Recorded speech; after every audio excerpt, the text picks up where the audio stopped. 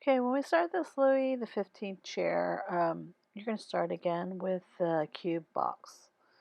Uh, I have like the flattened kind of diamond shape, and then from every corner, I'm going to go up with a vertical line, and that helps us kind of approximate where the chair legs will be. The top of that cube will be approximately where the seat will be. So that's how you're going to start off with any chair. Then I'm going to look at the legs and say, okay, well, this doesn't go straight down. It kind of curves a little bit. So here's that cabriole leg and the way it connects with one another. And this has a seat that kind of is wider in the front than it is in the back. And then there is a connection that goes a little higher for the thickness of the seat. So now I have a cushion. So there's a connection there that's going to go up to the arms. And again, this is a 005 that I'm using, so I can be really, it's like chicken scratch at this point, really. So I'm looking at the negative space for the legs, negative space for the arms, the chair, the legs for the back, the arm, and this is, right now, it is the back of the chair seat. So it looks like I'm really going to be close to the top of this paper, but, all right, next time I should start this composition a little lower. But here is my overall form for the chair. So I'm going to go ahead and double the line for the overall shape of this back.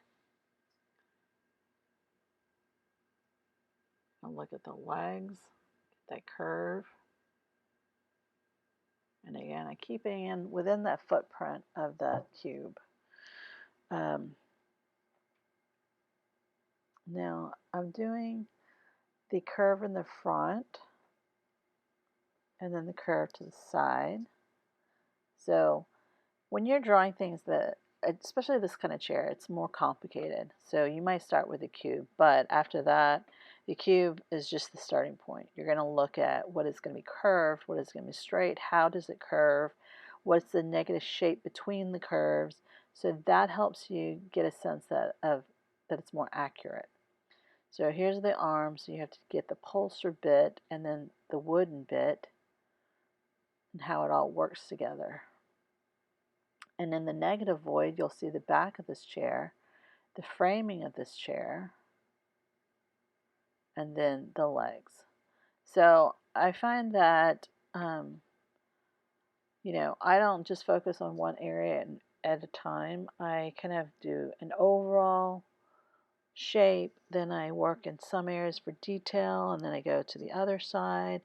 And eventually it all comes together, but there's a lot of finessing that goes on.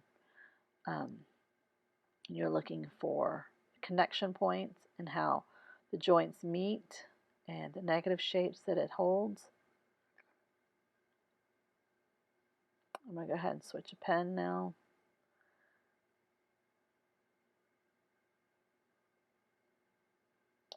So you can see that this line is a lot more bold than my chicken scratch from before. So that now defines that oval for the back. And then I go ahead and draw the offset for that oval.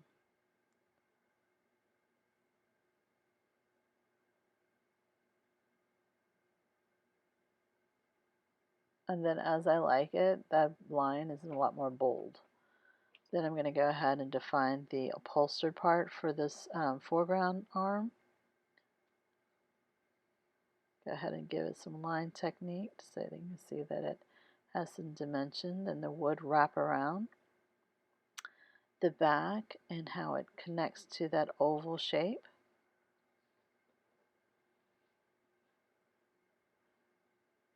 Some little bit of shading there to define that edge. Now I'm going to do how this carved wood form connects with the upholstered bit. Then the overall shape of these legs and the thickness. Do the same thing to the other side. Now we're going to focus on the foreground leg, the overall shape, the base of it, and how it connects to the front and the carvings. Some of these old, like more classical, they have a lot of carving, so I, don't do all the details to it. I kind of give it little squiggles for, there's going to be some kind of carving, but I'm not going to take the time to draw every little carving and groove that they have. I just depend on my squiggle line technique to indicate that there's some kind of detail that I'm not going to be taking the time to do. Now I'm going to go ahead with a upholstery bit before it goes up to the arm,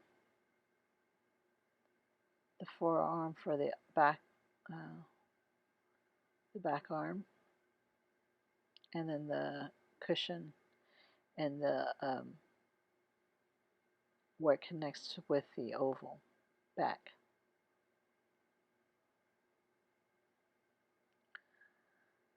So now you don't really see the 005 that I had initially done. It becomes kind of like part of your line technique value scale, the hatching and cross hatching for your to indicate volume. So it kind of goes away. I mean, you can see it in the seat, but because the lines that we've drawn for the second half of this drawing are so bold, your eye goes to the more bold lines. And all the chicken scratch that we use initially to get the form, it kind of goes away because it's not a bold line. So at this point, you can use hatching, cross hatching. You can play with it so that if the chicken scratch lines, the 005 line bothers you, you can go ahead and use line technique to cover it up. And that's about it. This is your quick sketch chair drawing.